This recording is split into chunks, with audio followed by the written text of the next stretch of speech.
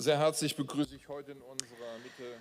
Ladies and gentlemen, I'd like to welcome Ms. Obermayer, the president of the Obermayer Foundation, and her sons Joel and Henry. Welcome to Berlin.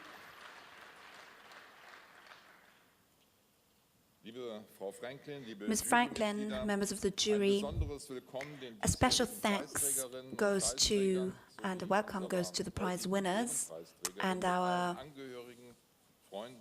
friend Ms. Friedlander, the winner of the Distinguished Service Award, and the mayor of Hamm, Sieg. I would also like to welcome the awardees of the past years, members of the diplomatic corps, members of the Jewish community.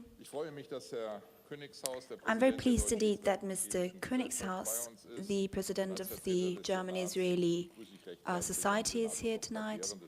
And on behalf of the Senate, I'd like to welcome Dr. Behrendt, the Senator for Justice.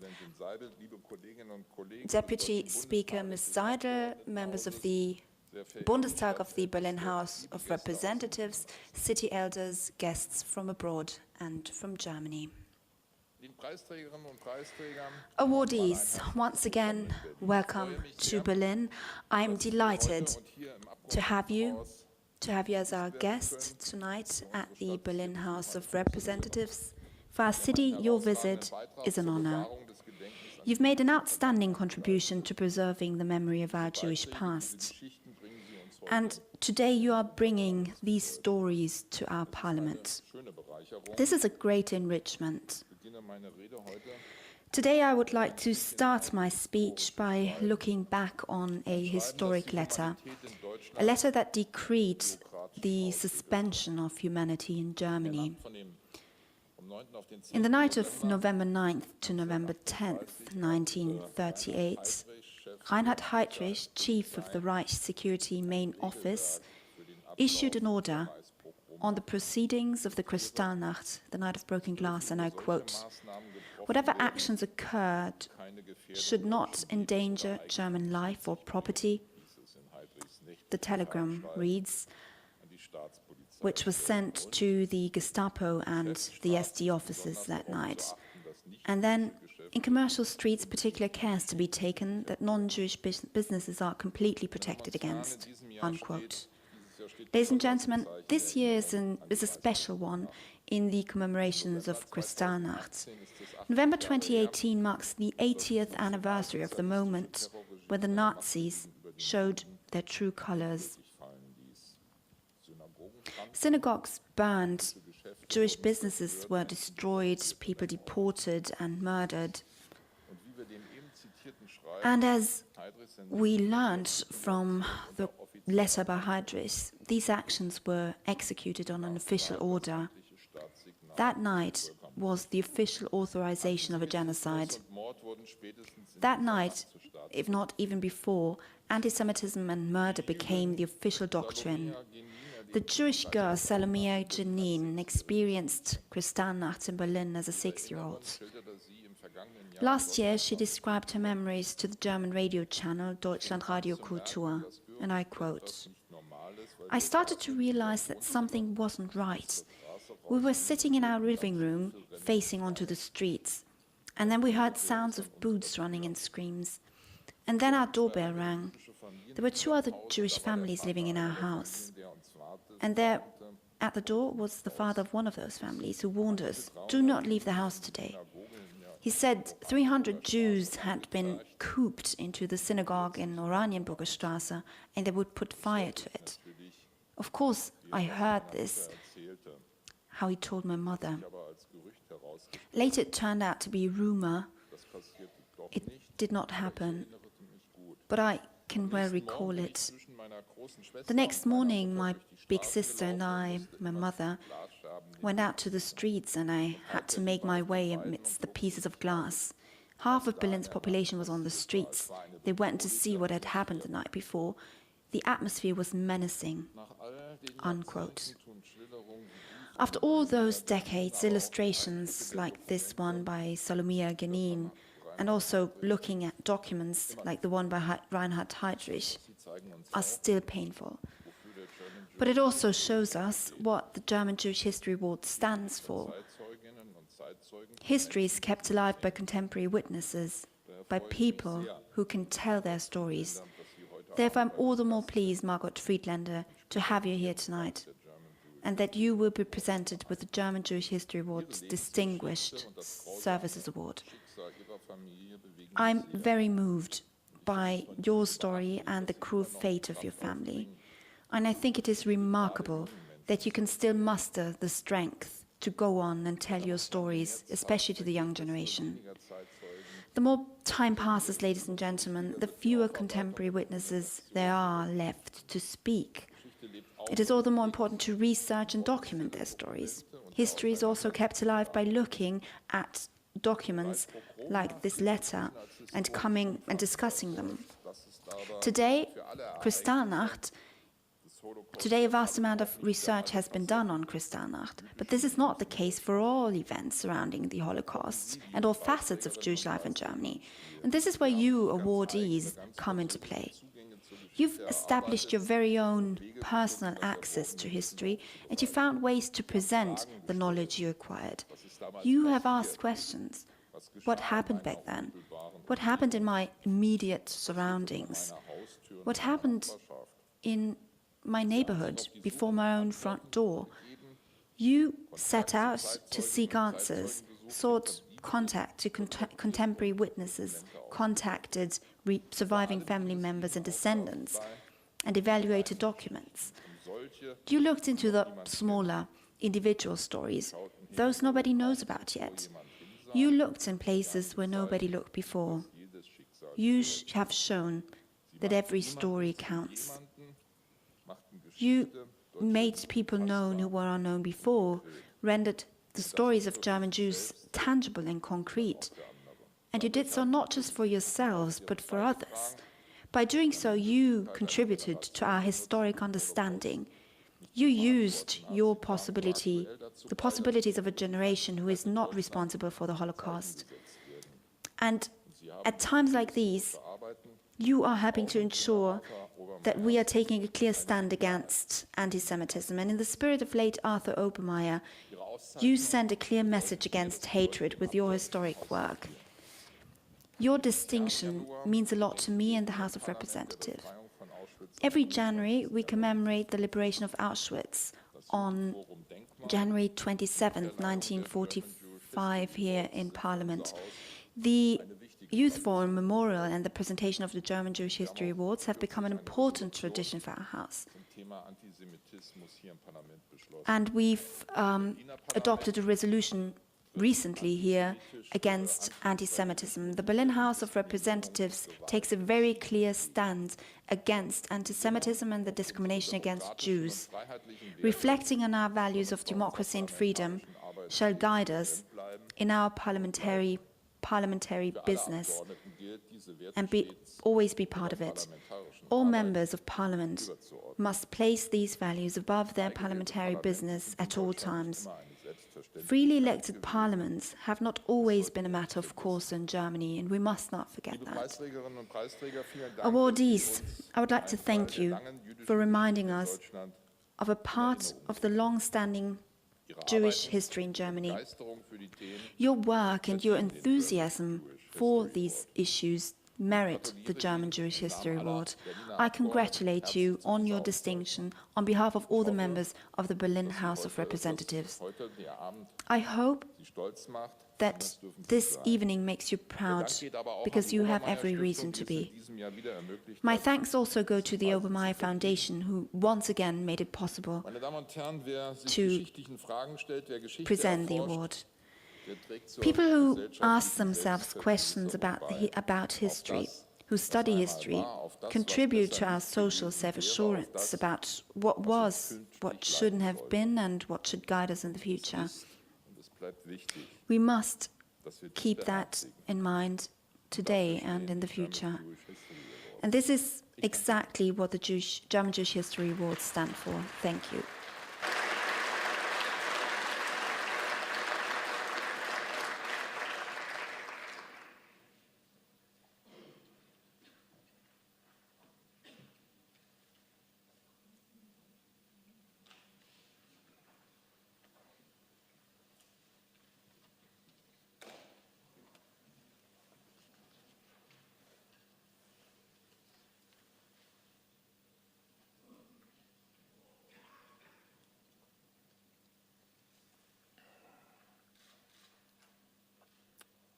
Two years ago, only days after the death of my father, Arthur, the founder of this award, I spoke here.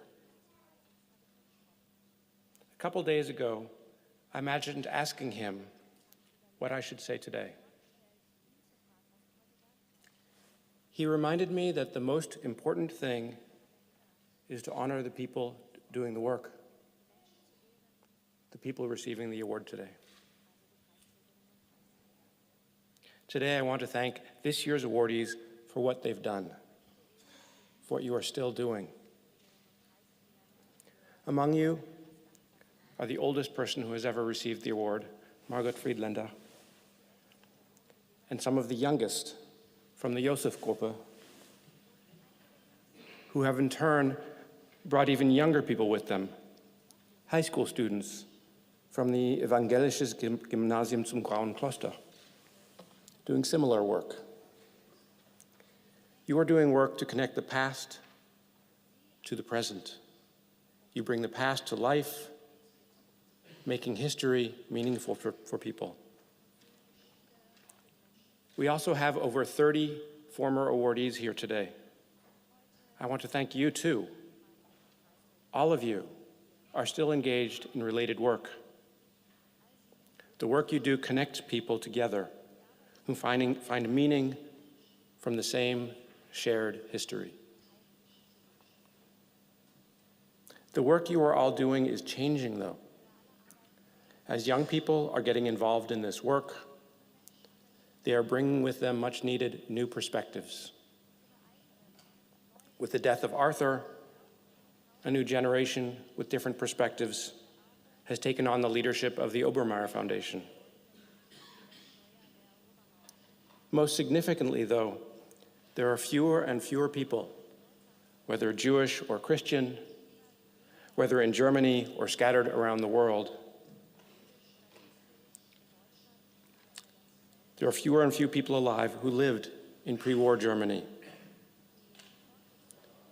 These are the people who can best tell the stories, and they're not here, or very few of them are left.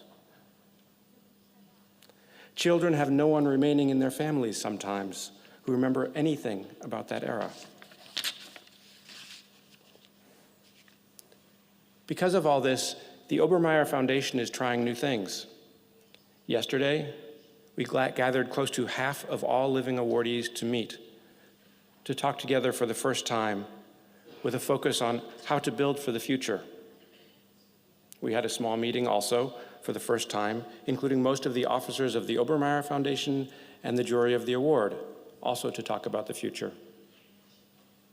While there were many specifics, there was one theme that was not discussed very much, but was in the background of many conversations. Immigrants, immigration. How do we connect the story of Jewish people to the story of immigrants into Germany today? The work being done could only happen because Jewish people, those who survived, were driven from their homes. Jews became migrants, needing to find new homes, and eventually take on new national identities. This isn't really new. Jewish identity and culture are rooted in stories of migration, whether ancient stories from the Bible or recent history in this case. While this is the Jewish story, migration itself is also the story of all humanity, moving from one place to another, joining those already living there. Migration is currently increasing across the planet, partly in response to war and climate change. And Jewish tradition tells us very clearly how to treat these strangers arriving in our home. It says not to oppress them. It says to treat them as citizens. And it says to love them, all for the same reason. It says this in the Torah in multiple places, and it says to do this, there's one reason it gives repeatedly, because you were strangers in the land of Egypt, the story of Exodus. It reminds us of something very, very simple: empathy, specifically for strangers, for immigrants, but empathy. And empathy or caring doesn't always come easily.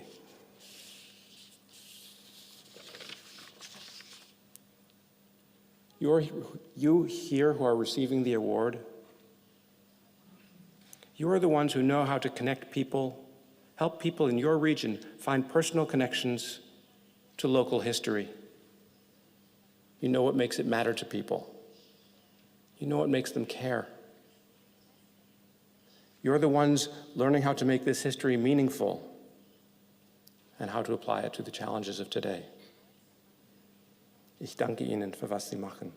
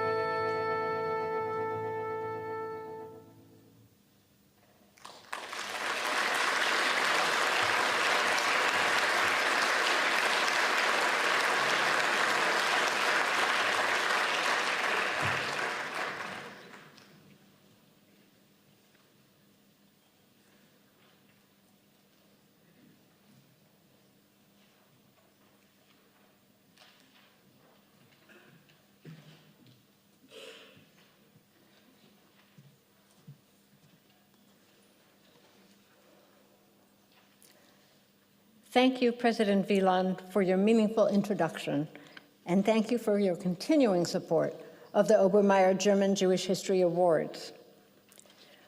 When the restored synagogue of Niederzitzen opened in March 2012, with many descendants of the former Jewish community in attendance, the town's mayor, Richard Kuhler, addressed those at the ceremony with regard to bringing the project to life and the work of our awardee, Brunhilde Stürmer, and her colleagues. He said, "Some just hoped, only a few believed. A large number of people thought the hopers and believers were crazy. But the village council trusted the idea, and the result proves them correct. And it is a pleasure to all of us." Those poetic words are a tribute to Mrs. Stürmer, and all surely can be applied to our awardees tonight. Little could Arthur Obermayer have known in the year 2000, when the awards were established, that his dedication to bring honor to individuals who have raised awareness of a once vibrant Jewish history and culture in their communities would have such a profound impact on the lives of so many. We remember Arthur with respect and with great fondness. Tonight marks the 18th year of the awards and the 5th year we are presenting Distinguished Service Awards. There could be no greater tribute to Arthur than the extraordinary passion with which his family has invoked to continue and enrich so many aspects of the program this year. We thank Dr. Judith Obermayer, Arthur's wife, and president of the Obermayer Foundation, sons Joel and Hank, and daughter Marjorie Raven. Among the new initiatives this year, we have begun an extensive strategic planning process involving the foundation, jury, awardees, and co-sponsors. We established the first pre-award forum that you heard about from Hank, and this year we had participants from the year 2000 to the awardees this year. They exchanged information about their work, ideas for cooperation, and suggestions for the future of the awards program. We are grateful for the devoted leadership of Krista Nicholson, who worked tirelessly with the assistance of Dr. Klaus Dieter Emke to organize the event. I would now ask that all of the awardees from every year present tonight stand to be recognized. Would all of the awardees please rise? Everyone, please stand. And up in the balcony, too.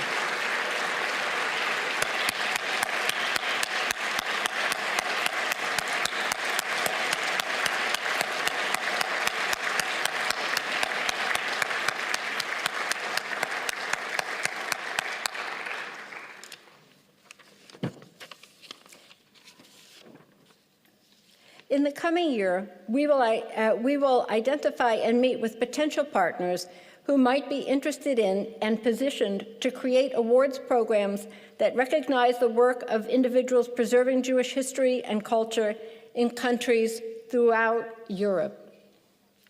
Tonight, we honor recipients of the 2018 awards and hear from each of them about their work, with visuals projected onto the screens so we can learn about their activities. But first, we acknowledge with the expert support of the protocol office here, headed by Karen Brandis and Sabina Hahn. Where are you? Could you rise to be acknowledged? Karen, please. Sabina? Thank you. And we thank the jury who reviewed the nominations, and I ask you all to rise when I announce your names, but please do not applaud until the end of the announcement. Of course, we acknowledge President Wieland and also the following jurors. In addition, they are Hank Obermayer, who represents the family, Arthur's son, also Dr. Sarah Nahama, the executive founding director of Berlin branch of Touro College, who played a seminal role in the original implementation of the awards. Dr. Frank Mecklenburg, the chief archivist and director of research at the Leo Baeck Institute, and Dr. Hanno Löwe, director of the Jewish Museum in Hohenems, Austria, and immediate past president of the Association of European Jewish Museums. Thank you.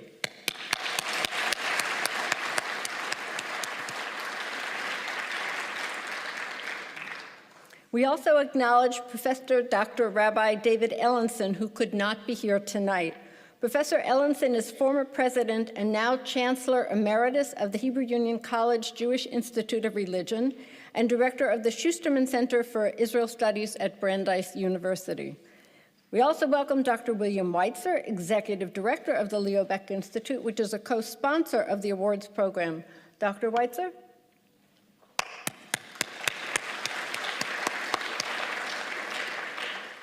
The other co-sponsor of the award, in addition to the Berlin Parliament, is JURSIG, an online genealogy organization that's part of Jewish Gen. And the JURSIG discussion group is the main source of information for potential nominators of the award and also gives the awardees a platform to discuss their work. And finally, I would like to thank Betty Solbior, our coordinator, United States coordinator and program manager, who has overseen the nomination process since the inception of the awards. Betty, could you please rise?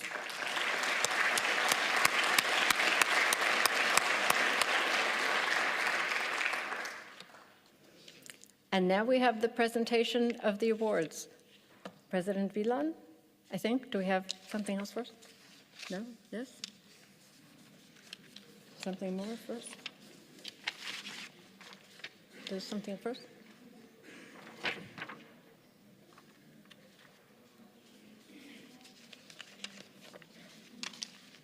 Okay. Yes? Carl and Hannah Fritz, could you come forward, please? And I think... so you come forward. Yes, and do your part.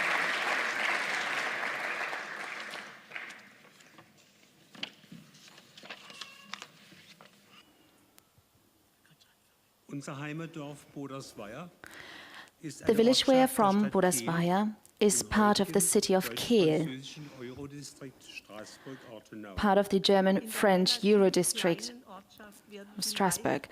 We come from a relatively small village, and most of the services here are voluntary services, and that is also true for our work. The Jews of Obermayer were typical representatives of what we call rural Jewish life.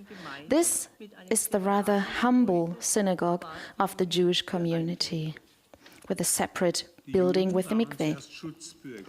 At first, the Jewish citizens were second-class citizens with limited rights.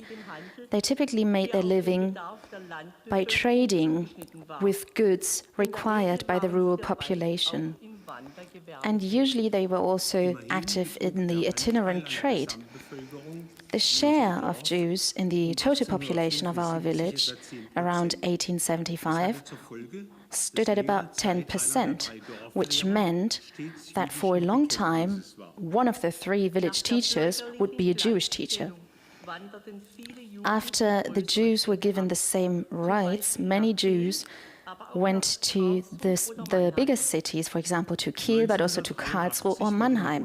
In 1983, the town council of Obermayer decided to publish the village history. And I was aware of the fact that we could not write down the history of our village without also including the history of the Jewish community. Together with my friend Hans Nussbaum, I faced this challenge. Hans Nussbaum's sister-in-law, Ulrike Nussbaum, immersed herself into the archives. Hans and I interviewed witnesses of that time, Jewish inhabitants, many of them today abroad, and villagers. In 1984, the Village Chronicles were published. For the first time, people could read up on the history of the Jewish community.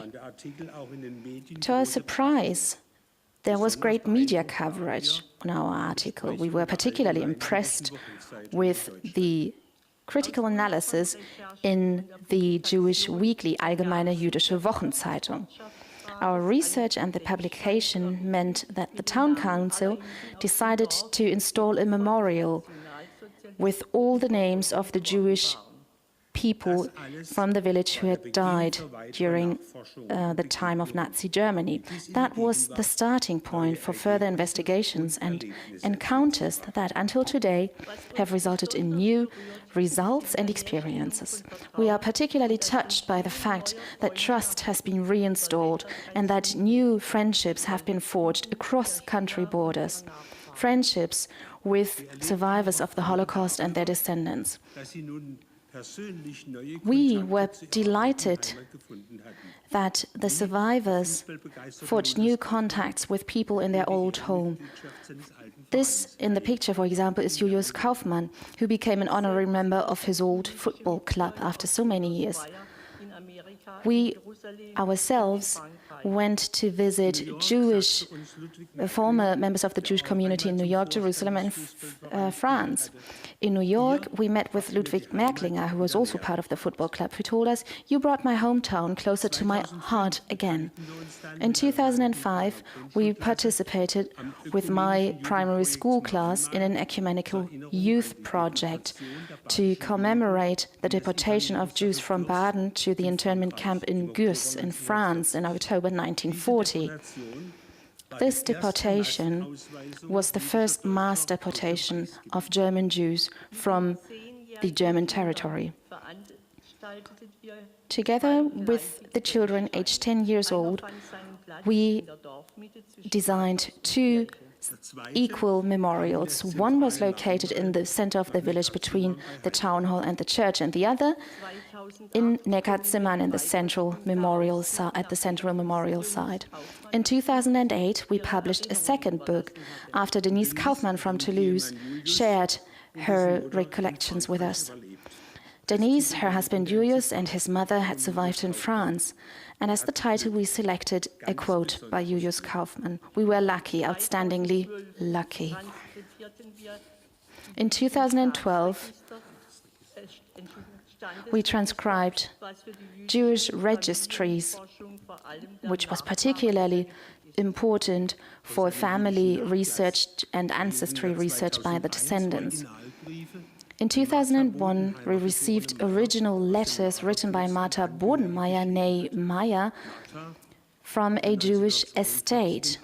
She was murdered in 1942 in the concentration camp of Auschwitz, but had been interned at the camp at Gurs first. In 2015, Martha's granddaughter, Lisa Richards from California, found out using the internet and our publication that her dad, Günther Jakob Bodenheimer, was from Bodersweier near Kehl and not near Kiel. At the age of 6, Günther Jakob Bodenheimer was deported together with his mother Martha to the concentration camp in Gurs, but was helped by the French Jewish humanitarian organization OSE and escaped to the United States. His daughter Lisa came to Bodersweier in 2015. She made new friends. Some of her new friends later sent her the old children's bed of her father Günther that had remained in Bodersweier after 1940. They sent it to her to California, and she's with us today.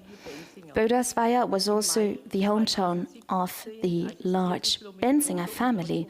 In May 2017, Schlumit Prota and her daughter Daphne Joffe helped us lay the Stolpersteine memorial stones for their descendants, for their ancestors, In Bodersweier, we organized a meeting of many family members of the Benzinger family. Some of them had not known each other before. They met with villagers from Bodersweier and Kehl. This is the memorial that was the result of the ecumenical youth project Mahnmal.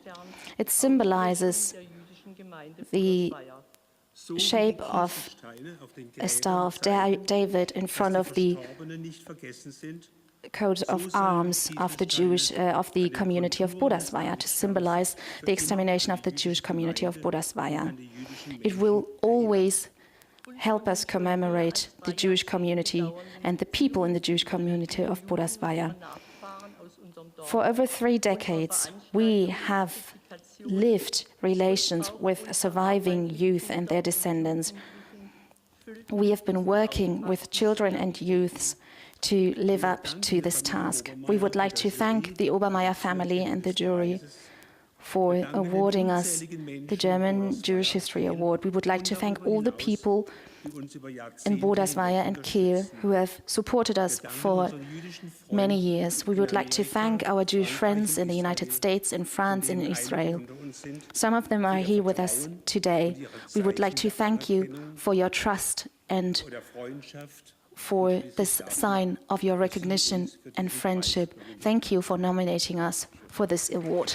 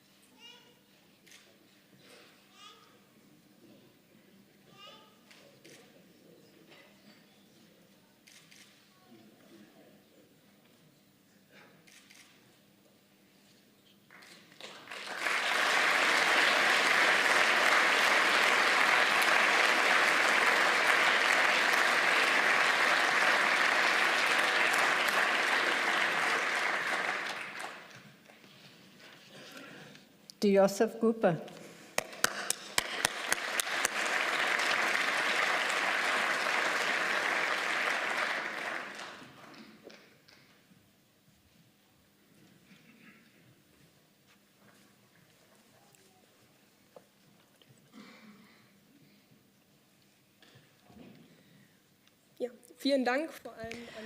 Thank you very much, above all, to the family Obermayer and the jury. We're very grateful indeed to be here tonight. My name is Pia Sösemann. I'm one member of the so-called Joseph Group. Dorothea Ludwig, Fabian Herbst, Simon Warnach and Simon Strauss are also members, and Albrecht Hoppe, our patron, so to speak. Our project goes back to the year 2004. We were ninth graders at the Evangelical Gymnasium, the Grey Monastery. We went to visit a synagogue within our religious education, and we met Rolf Joseph. He told us his story and how he survived the Holocaust. His story moved us so much that we decided spontaneously to write his story down, to document it and to pass it on. Throughout the next 4 years, we met regularly, we got to know him better, wrote down his story, and in the year 2017 we finally published the booklet I Must Go On, the story of Mr. Joseph. 1 year later, in 2008, the publication was in 2007, we graduated from high school and we left Berlin. But we always came back. And whenever we came back, we also met Mr. Joseph, whom we had a very friendly, almost family-like relation. Mr. Joseph died in 2012. We met again at his funeral in Berlin. We decided that we don't want to just document his story, but actively hand it on, pass it on. So we decided to found the Rolf Joseph Prize. Thanks to the help of our former religion teacher, Mr. Hoppe, who functioned as a patron. The prize is targeted as pupils between 8th and 11th grades and focuses on Jewish traditions and culture in the past and today, and students can submit different kinds of proposals. The prize was awarded for the first time in 2015 in the meeting center in a meeting center in Brandenburg, and since last year it's presented in the Jewish Museum in Berlin. And we will now hear about the two projects of the last 2 years. This is the story of family Lipski. Adolf Lipski was born in 1875, his wife Nanny in 1888. They had 3 children.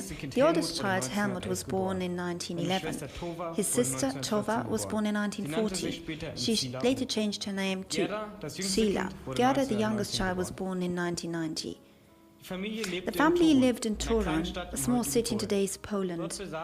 They owned a very large estate there because they were very wealthy. They even had a housemaid. They earned their money with a sawmill. They were an Orthodox Jewish family.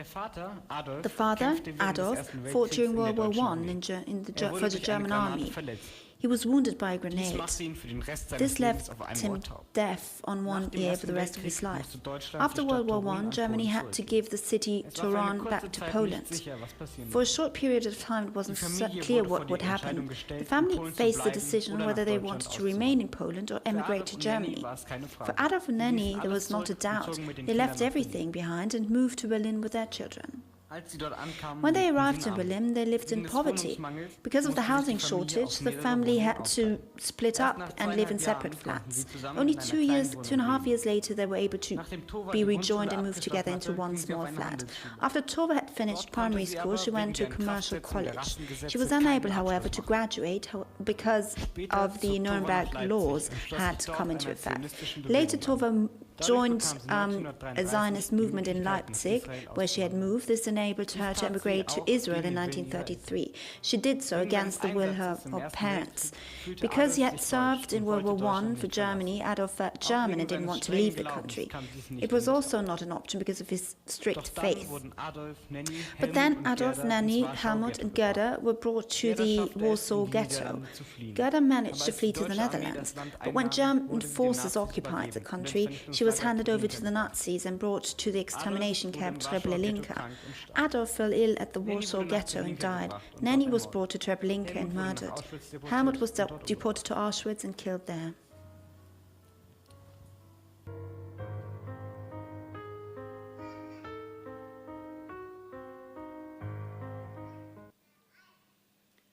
Dieses Drama Live.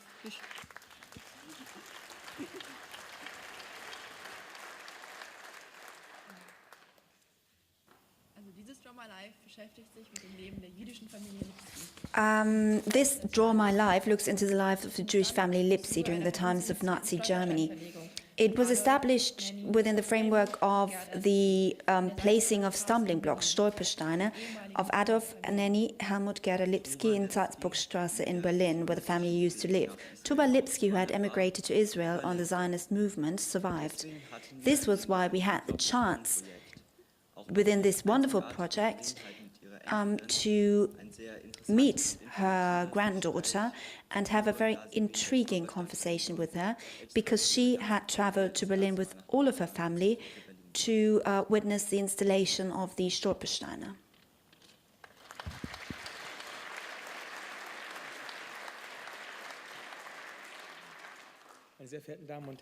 Ladies and gentlemen, members of the family Obermayer, Margot Friedlander, there's a children's book that I'm very fond of and that I read regularly in Defiance and when I need consolation. It's called Matti and his grandfather.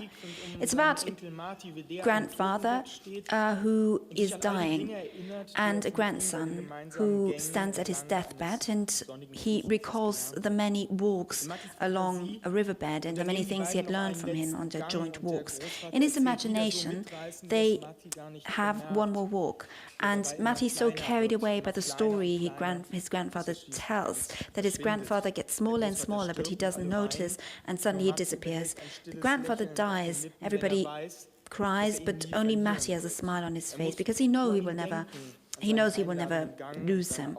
He would just have to think of him, about his gait and their strolls, and once again they're walking again. The river of forgetfulness is down there, Lethe, as the ancient Greeks call it. But here, on earth, on the riverbank, the memory prevails. Our grandfather too died, ladies and gentlemen. A few years ago, we lay stones on the grave, on the tomb of Rolf Josef. We, his grandchildren in spirit, we, the Rolf Josef group, who formed, united to carry on his story and to learn from it, to teach others about it, and to protect ourselves against frivolous speech about the most dreadful thing, the decreed murder, the extermination of an entire part of humanity. The stories Rolf Josef told us, the injustices suffered, despair, humiliation, have left their mark on me, and they made clear that only remembering the walk with him along the riverbank will protect us against oblivion. When you look into Holocaust, there are no easy words, no conscience sparing. You have to surrender yourself time and again. No lesson, no class, no Hollywood production will ever give us the feeling to have dealt with the topic sufficiently. And if you have known somebody well, like Rolf Josef, you know that there's much more to tell. There are many more fates in Germany that are still waiting to be uncovered. Therefore, we want to present Rolf Josef to the next generation, make them their great-grandchildren in a way. The school competition we founded, and which is for the first time this year carried out in cooperation with the Frankfurter Allgemeine Zeitung daily newspaper, looks into Jewish life. We are looking forward to contributions of all kinds, documentaries, dances, interviews with contemporary witnesses. They have to fulfill only one criteria: to be honest. And Mr. Joseph should have liked them. The submissions, the proposals will be printed in the FAZ, the paper, or shown on their website. We hope that many schools learn about our prize, that there will be many committed teachers who motivate their pupils, and that in June we'll have a wide range of submitted proposals, stories that are waiting to be told. Ladies and gentlemen, those who live on in our memories will never die. Mr. Joseph is alive for us. He's a compass. He points into the right direction for us. He saves us from inertia, from thoughtlessness, from ignorance. With him, we take a walk along the bank of the river, and we're happy about company. Thanks to the award we will be presented today, we will have an increased number of people who join us along our walk. Many thanks.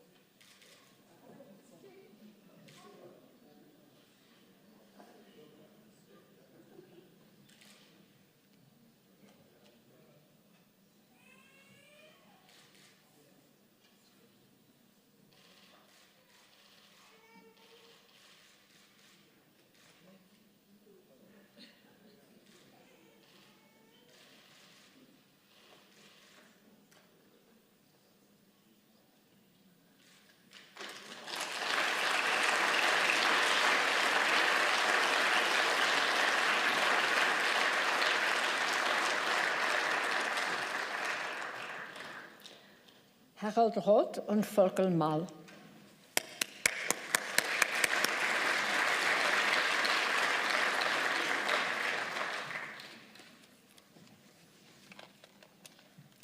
Guten Abend. Good evening, ladies and gentlemen. We started our research 15 years ago, and back then we knew that in Heilfingen-Teilfingen, in the Böbingen-Tübingen area, there used to be a concentration camp, an outpost of the concentration camp at Natzweiler-Struthof. The members of the community, the municipality, called it a work camp. We, however, did not know the names of the prisoners. In the cemetery of Tailfingen, there was a wooden cross, but no mention of how these prisoners had died. Our research brought us to the Nattweiler number book, which lists the names of the 600 Jewish prisoners. So here you can see a snapshot of those records. So this number book was the basis on which we based our inquiries. We got in touch with survivors, and numbers turned into names. Some names turned into faces. Mordechai Chekhanova, who is from Israel, was the first one to come and visit us in 2005. We recorded the survivors' testimonies. This has been done, for example, by the Shoah Foundation, their videos. We are very grateful to them. With their help, we were able to reconstruct some of the living and working conditions. In 2012, we opened to the public a documentation center. The permanent exhibition at the center is conceived in a way to address and appeal to young people in particular. Survivors tell them about their everyday life in the camp, their suffering, and the time after liberation. But also for the survivors, the documentation center is an important place. Here, they can come to terms, though it's painful, with their own past. A past which will remain, until the end of their life, part of their present as well. Here in the picture, you can see Sam Baron, together with his brother Berko and his father Isaac in Tailfingen. Salomon Abramowitz, who called himself Sam Baron after the liberation, lost his dad at the camp. Isaac Abramowitz was buried in a mass grave, and in June 1945, ordered by the French occupants, moved to the cemetery of Tailfingen. For Sam Baron, despite his severe sickness, it was of particular importance to install a personal gravestone for his dad on his dad's tomb. This picture from 2013 shows him together with his wife Tova, his son Eric, and granddaughter Elise. In June 2010, we opened a memorial designed by the artist Rudolf Kurz. It's a pyramid made from aluminium, the tip of the iceberg, and engraved in it are the names of the 601 Jewish prisoners. It only gives their names, not in alphabetic order, the dead and the living, because the survivors too fell victim to the Nazis' racial fanaticism. The wall with the name inscriptions is, in many cases, the only place where the name of a family member is actually written down. Here in the picture you can see Tova Baron. In the 15 years of our research, we were able to contact 120 relatives and family members. In many cases, we were able to give the descendants the name of the place where their father or grandfather died. One example, after 72 years, David and Ed Miliband finally learned that their grandfather, David Kozak, was buried at the cemetery of Tailfingen. In October 2017, their daughters, Marian and Hadassah, who were survivors of the Holocaust, visited our memorial site together with the grandsons. Here in the picture, you see David Miliband and Ed Miliband in the next picture. The day will soon come when there will be no more survivors left to visit us. So we try to record their history in movies. In 2014, Johannes Kuhn shot the documentary The Roofer of Birkenau, produced by Vergessen Demokratie. At the opening of the movie in January 2015 and at many more shows in Germany and in Israel, Mordechai Chekhanova was actually there as the protagonist. Also, the participants in a creative summer school workshop organized by the Memorial Organization in cooperation with Aktion Sühnezeichen Friedensdienste, artists addressed the histories of the survivors and the prisoners. They watched the movie The Rufer of Birkenau, for example, and were then tasked with letting the input inspire their artwork. Two participants in the workshop from Russia and Belarus were deeply moved by one scene in particular. Mordecai Chekhanova describes the selection at the ramp in Auschwitz. We got off the train and were unable to stay together for long, maybe just a couple of minutes. Then there was the selection. Men, so this means my father and I, had to go to the one side. I think it was the left side. My mother, with my two sisters, had to go to the other side. We were all crying, but we had to keep going. We weren't allowed to stop. And as I left with my father, I kept turning around to see my mother just this once more, and my little sisters. This is how we left and disappeared.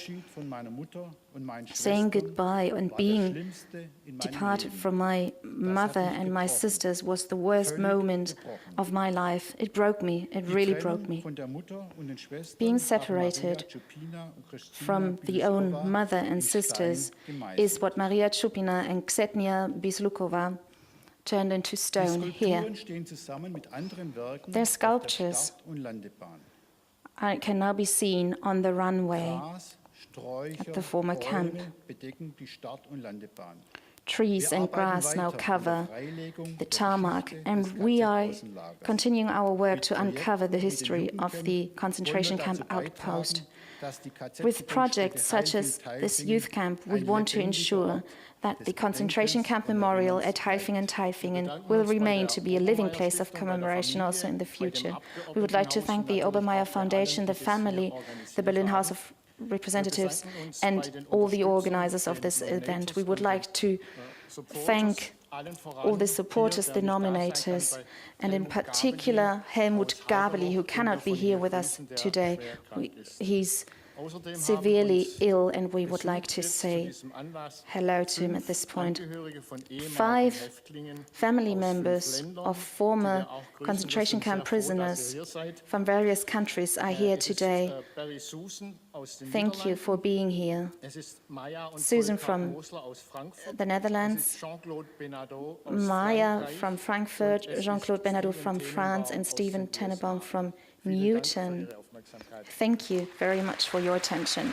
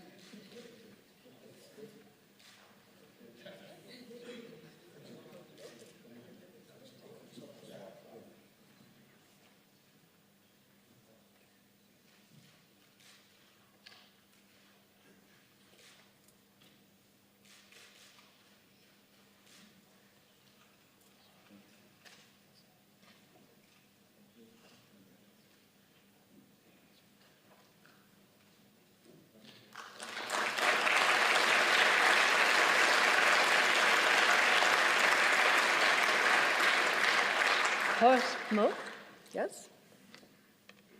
Bitte? Yes? Horst Moog, yeah? Bitte? I'm sorry? I'm talking from Mr. Moog. Ah, Sehr verehrte Jurymitglieder, Members of the jury, Obermayer family, Mr. Morg, guests. My name is Daniela Tobias, and I'm speaking today on behalf of the families who nominated Mr. Morg for the Obermayer Award. Jewish families and former Jewish families who used to live in Hamm at the Sieg, and to whom Horst Morg has given back part of their history, part of their dignity.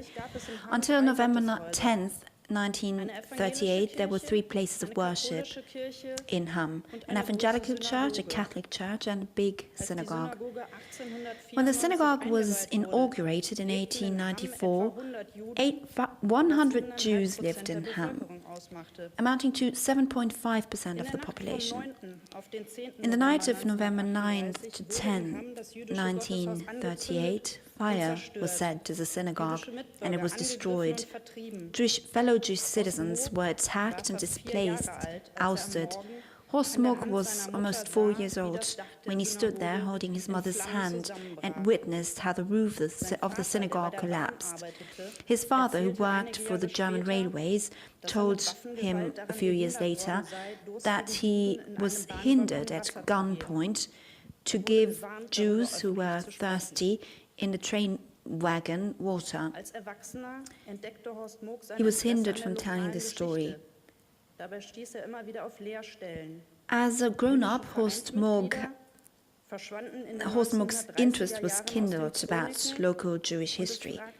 He continued to find blank pages. Jewish members of sports clubs had disappeared from the chronics, and nobody asked about them. He couldn't stop thinking about it, and he took charge of researching and looking into these files. As a self-taught person, he studied several archives, he learned about Judaism, and he made many incidental discoveries in the back rooms and storages. He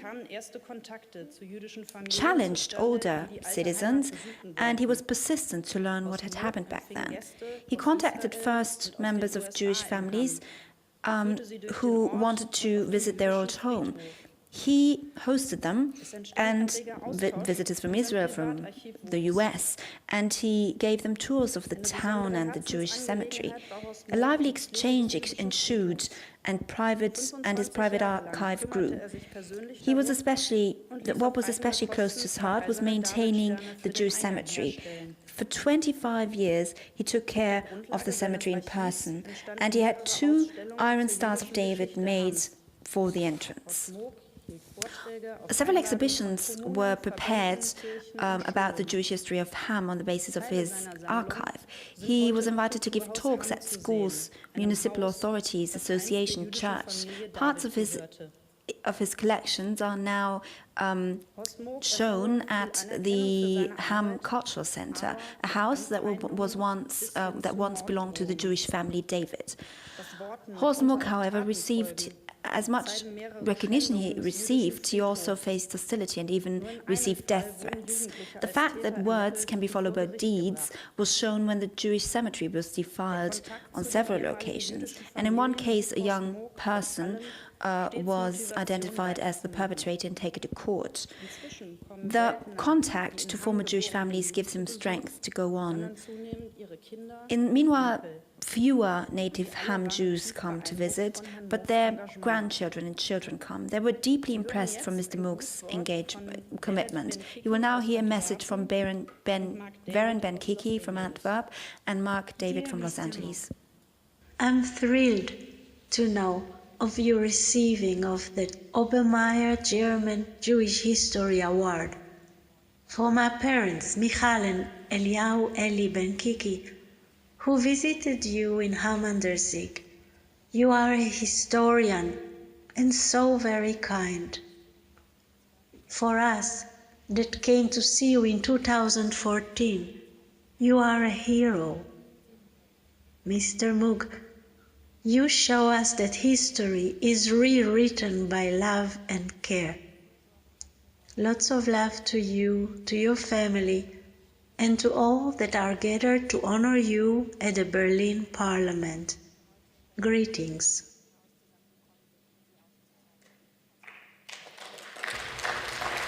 To Mr. Moog and honored guests gathered today, Mr. Moog, thank you. I speak on behalf of my father, Fred David, and my sisters, Debbie and Karen. Mr. Moog, when you and my father were children, you were both witnesses to the burning and destruction of the synagogue of Hamm an der Sieg on Kristallnacht. Soon after that event, my father and his immediate family were fortunate to leave Germany for the United States, although many of their relatives were unable to escape and were ultimately murdered by the Nazis. Years later, you studied the history of the Jewish community of Ham, and you reached out to former residents such as my father. When we visited Ham in 2014, and you and my father met face to face for the first time, it was like a reunion of old friends. You had been corresponding for years. You showed us a letter that my father had written to you years earlier, in which he described in detail his recollections of living through Kristallnacht as a 12-year-old boy. This was in a notebook filled with other correspondence, photos, and documents. And this was just one of many notebooks in your vast archive on the history of the Jewish community of Ham. It was for this reason that we and many others nominated you for the German Jewish History Award, an honor you so richly deserve. Mr. Moog, we thank you for all you have done. Congratulations on your achievements and on the recognition that you've been given here today. And we also thank the Obermayer Foundation for this important award recognizing people such as Mr. Moog. Thank you.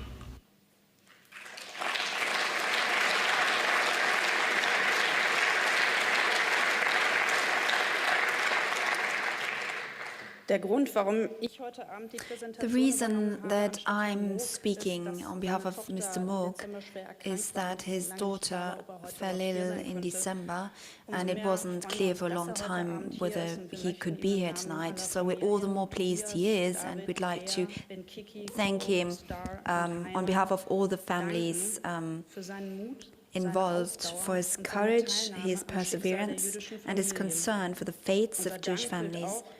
Our thanks also go to Dr. Claudia Maria Arndt from the Landjugend and der Sieg Memorial in Windeck, Rossbach, and Pastor Holger Banze, who supported us in the nomination. For the acknowledgement of the lifetime achievement of Mr. Moog and for their outstanding hospitality during these days. Thank you und vielen Dank für Ihre Aufmerksamkeit. Thank you very much for your attention.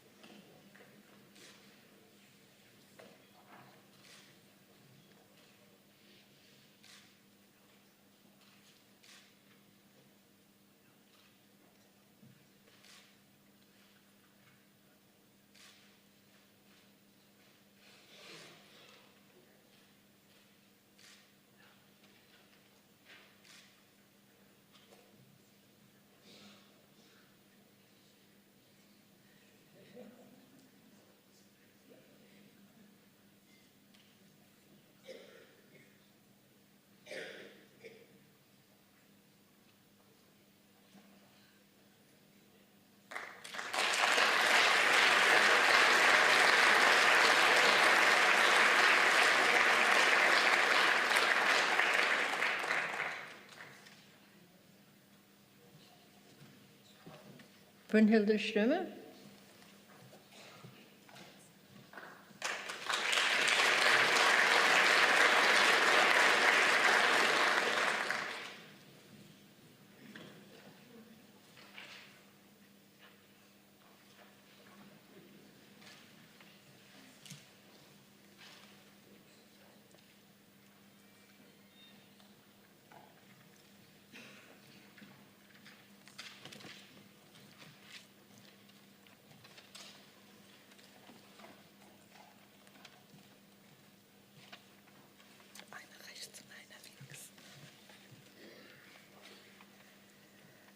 Sehr geehrte Damen und Herren, Ladies and sehr gentlemen, geehrte Familie Obermayer, members of the Obermayer family, members of the jury.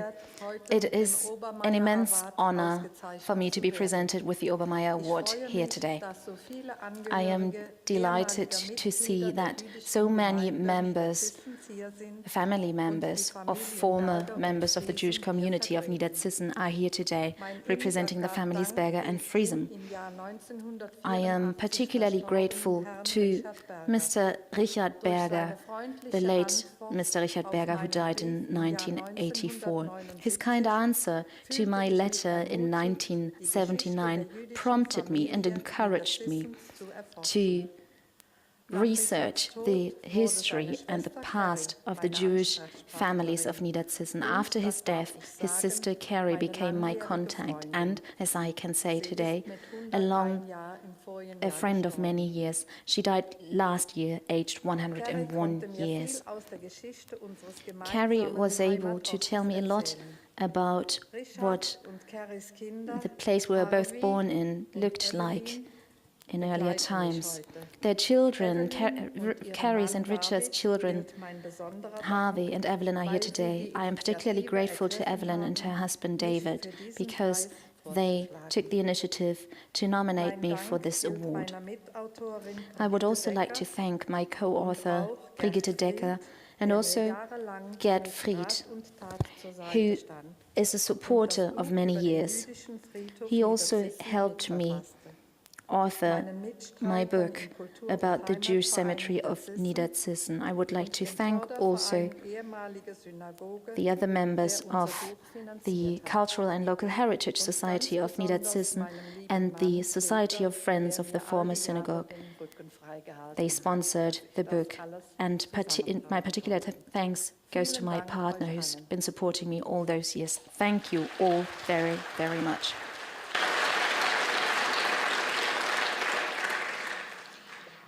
Sehr geehrte Damen und Herren, Familie ladies and gentlemen, members of the Obermayer family and the jury, to participate in the 2018 Obermayer Awards ceremony on behalf of Brunhilde Stürmer.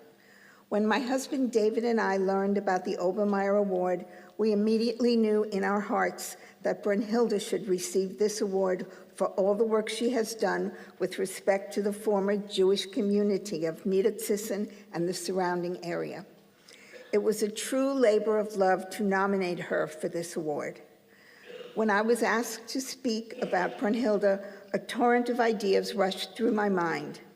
One seemed to me the most appropriate. In a Jewish home, a man recites the following poem from the book of Proverbs to his wife on Friday night as they usher in the Sabbath. Eshet chayil mi yimtza, v'rachok mipninim mircha. It means a woman of valor, who can find? She is precious far beyond rubies. Rabot banot asu chayil, va'at lit al kulana. Many women have done superbly, but you surpass them all. This poem minimizes beauty and elevates kindness, generosity, honor, integrity, and dignity. And it ends, charm is deceitful and beauty is vain, but a God-revering woman is much to be praised.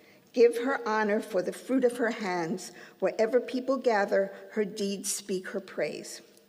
My mother, Caroline Berger-Levin, the last surviving Jewish resident of Niederzissen at 101, would be so proud today that this moment has come to pass.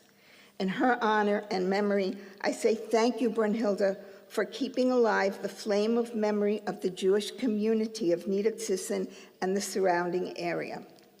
Meine Mutter, Caroline Berger-Levin, die letzte Jüdische von Niederzissen, wäre heute so stolz, dass dieser Moment gekommen ist. My mother, the last surviving Jew of Niederzissen, would be so proud of Brunhilde Stürmer here today. I would like to thank Brunhilde Stürmer for keeping alive the commemoration of the Jewish community of Niederzissen. Thank you.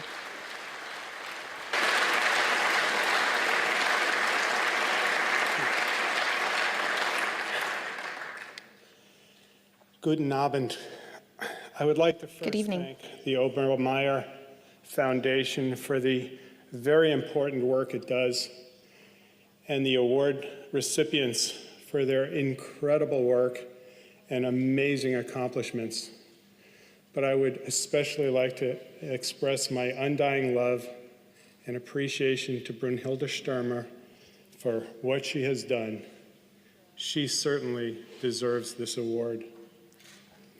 While I have only been in Niedersachsen 4 times in my life, because of Brunhilde, I feel like ich bin eine Niedersachsener. 50 years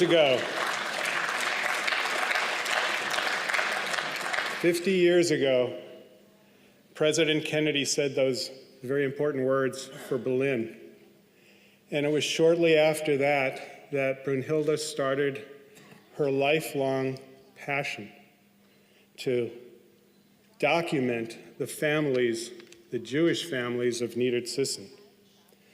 At the time, and until this weekend, I thought it was truly the most unusual and unique story of Jewish preservation in Germany. I had no idea what I heard this weekend. There were many Jews in Niedersachsen, and my father and his sister, my Aunt Carrie, were the only survivors, I thought. And it is because of Brunhilde that I now have over 20 relatives all over the world. In fact, I met one this weekend from Israel, Asher Friesen. Brunhilde started in the 1970s when she wrote to my father, Richard Berger, and asked him if he had any pictures. This man, who was so scarred by what had happened, never had any non-Jewish friends. We didn't know non-Jews. We didn't speak to non-Jews. And for some inconceivable reason, he sent her his original photographs. To this day, I don't understand why he sent them to this stranger, this non-Jew. It must have been something he read in the sincerity of her words. For the next 40 years, Brunhilde climbed through attics, dug through archives, climbed into dusty, dirty basements to get to know every Jewish family in Niedersachsen and their descendants, the dead and their descendants. She has introduced family members to me and other family members to them to me we didn't know existed. Now I have a large family. Not only did Brunhilde rehabilitate the cemetery, the Jewish cemetery, but she also absolutely refused, this stubborn, tenacious, gentle, but unstoppable woman refused to let the synagogue become a condo. And she was the one instrumental to have it rehabilitated. But she didn't stop then. With the assistance of Bridget Decker, she wrote an encyclopedic book of all of the Jewish families that lived in Niedersachsen for hundreds of years in peace. Brunhilde has dedicated her life to, and her book single-handedly preserved the memory of our families. My family, which had been wiped off the face of the earth, now has a face, a home, and a voice. With all the hate and intolerance all over the world, Brunhilde and people like her, individual people who refuse to ignore what is wrong and want to make a difference. Brunhilde made others sit up and take notice. This is what she started, and this is what we all so very much need to do. Her work gives us hope that generations to come will live in peace and harmony. On behalf of the entire Berger family, and most importantly, for my daughter Vanessa Berger and all of our other relatives that I did not know exist, and for all the generations that will come in the future, we will be forever grateful to this woman. I love you. Thank you.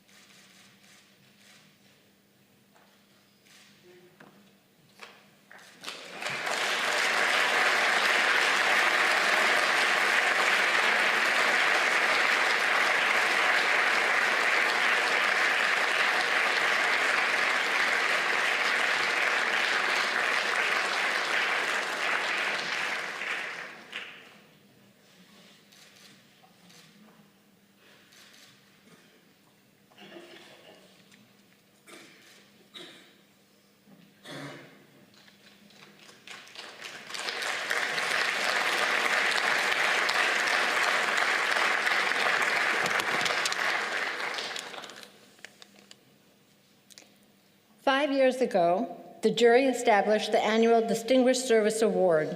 This is a very special honor. We welcome to the podium Margot Bentheim-Friedlander to receive the award. President Wieland, would you join me also?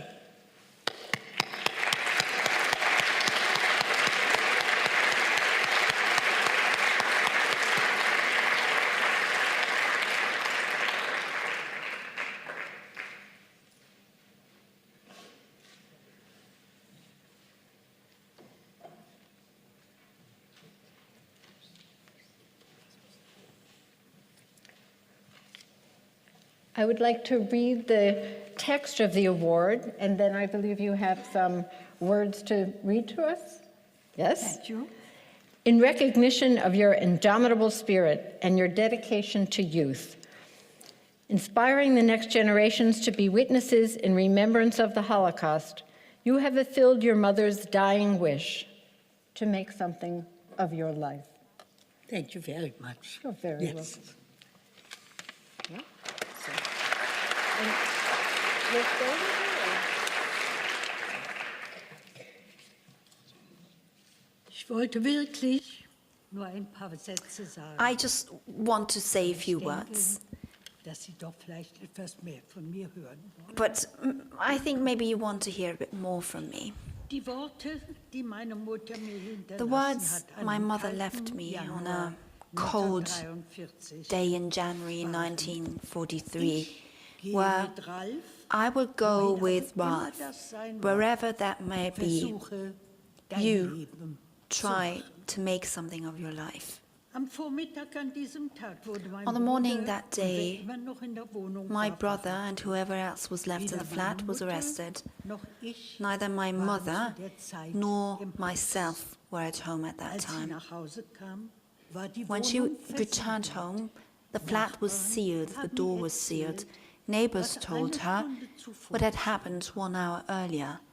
My mother did not wait for me at the neighbors. She went to the police and told them she wanted to join her son. Would she have waited for me? I would have joined them. I wouldn't have let my mother go on her own. Her words, try to make something of your life, misguided me, but a feeling of guilt remained. Did I do the right thing? This feeling will never go away.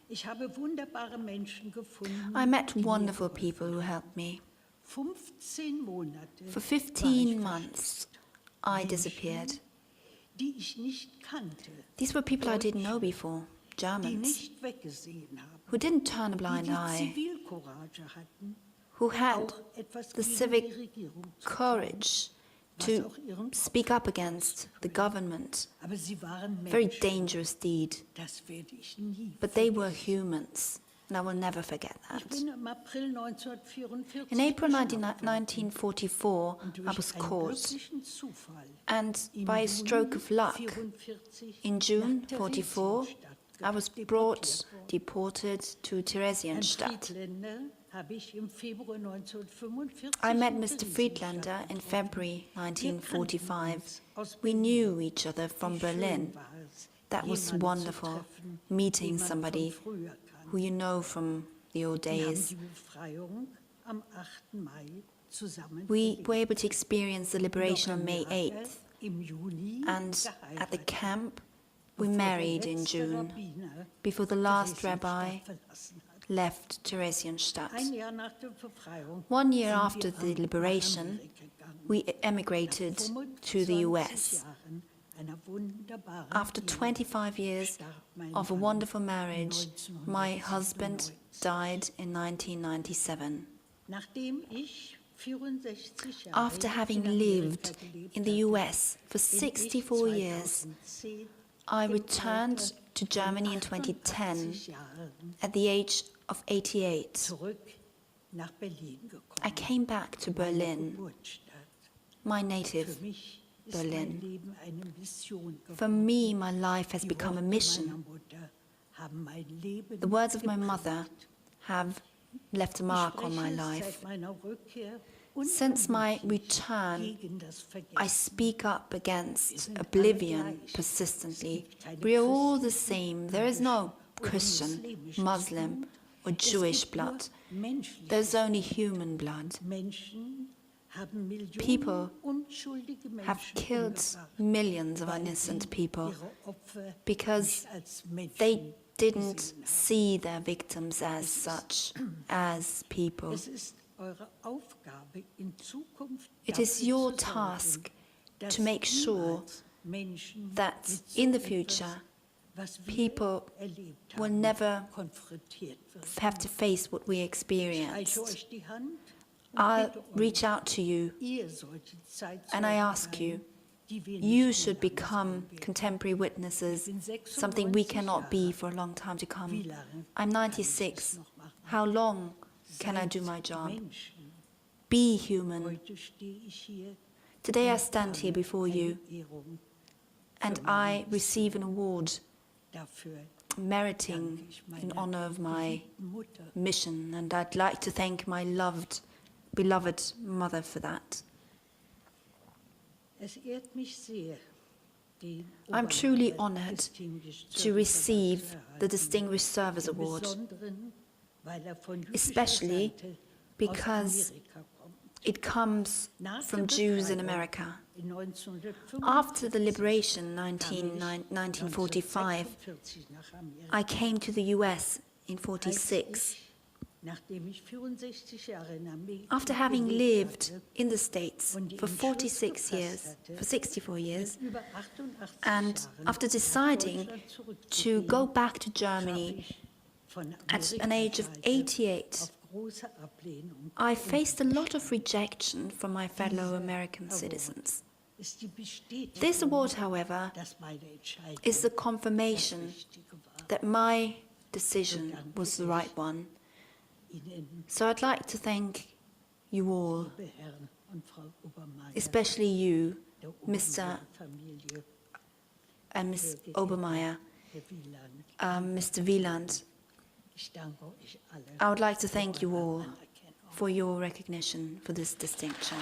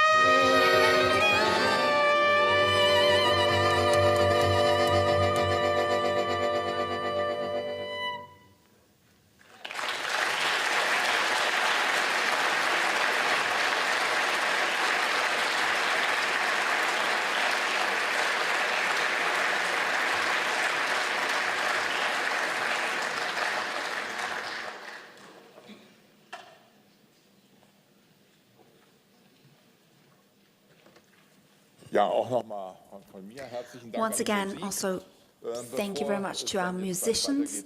Before we proceed to the reception at the casino, I'd like to first of all thank everybody involved. Of course, the staff of the Berlin House of Representatives, everybody who helped. Big thanks to the Obermayer family, the award winners, and whom I'd like to ask to join me here up front for a group picture. Thank you all for coming, and I'd be pleased if we had the chance to talk later at the reception. Thank you.